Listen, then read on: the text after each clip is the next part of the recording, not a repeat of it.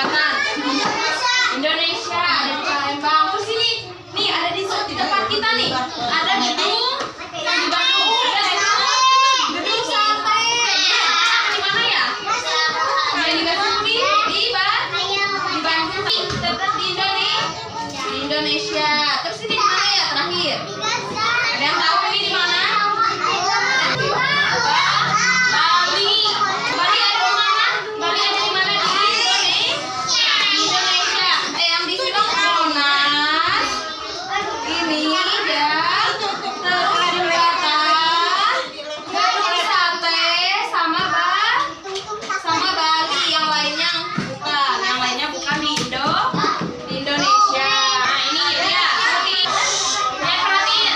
Setelah menyiram yang tadi, anak-anak warna gambar batik. Bebas ya menggunakan krayon. Halaman 39. Halaman 9 jauh, Kak. 39. 39.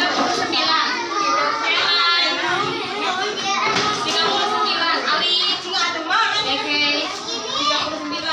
Safa.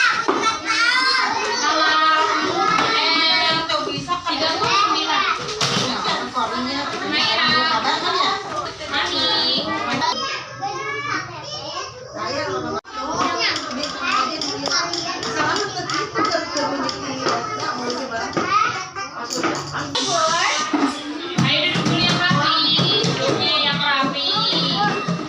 Rama mau pulang. Rama rapi gak pulang. Masih ingat tepuk negaraku? Tepuk negaraku.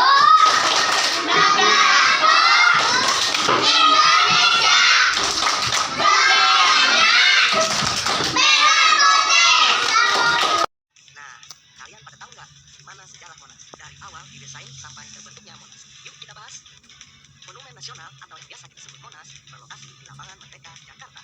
Monas memiliki tinggi 132 meter. Sejarah pembangunan Monas berawal dari ketika bangsa Belanda mengakui kemerdekaan Indonesia pada tanggal 27 Desember 1949. Sejak saat itu, Presiden Soekarno mempunyai cita-cita membangun monumen nasional agar kita sebagai bangsa Indonesia selalu mengingat jasa para pahlawan yang sudah berjuang untuk kemerdekaan Indonesia. Pada tanggal 17 Agustus 1954, Presiden Soekarno kala itu membentuk Komite Nasional. 1 tahun kemudian setelah terbentuknya Komite Nasional mengadakan sayembara esai Monas. Dari 51 karya yang dikumpulkan, hanya karya Frederick Silaban yang lolos, di mana karya tersebut sesuai dengan kriteria panitia yang melambangkan jati diri dan sejarah bangsa Indonesia. Kemudian Frederick Silaban dipanggil menghadap Presiden Soekarno. Ternyata desain yang sudah dirancang tidak sesuai dengan keinginan Presiden Soekarno. Dan akhirnya Presiden Soekarno meminta Frederick Silaban merubah desain menyerupai Lingga dan Yoni. Dan Frederick Silaban pun menyanggupi permintaan Presiden kala itu. Dan akhirnya Frederick Silaban pun mendesain ulang Monas agar terlihat seperti Lingga dan Yoni.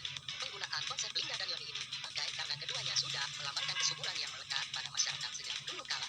Tetapi setelah rancangan diajukan, ternyata anggaran untuk membangun terlalu mahal dan tidak bisa dibiayai oleh anggaran negara. Dan akhirnya Presiden Soekarno menanyakan kepada Frederick Silaban menyicil bangunan Monas. Frederick Silaban pun menyarankan Presiden lebih baik menunda pembangunan sampai dana tersedia. Karena jika Monas dibuat menjadi kecil, maka hasilnya tidak akan bagus. Dan yang pastinya kalian juga akan kesulitan mencari spot untuk selfie. Nah, apa tidak? Ya iyalah itu.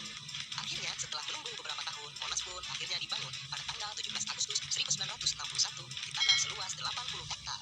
Setelah beberapa tahun lamanya, akhirnya pembangunan Monas selesai.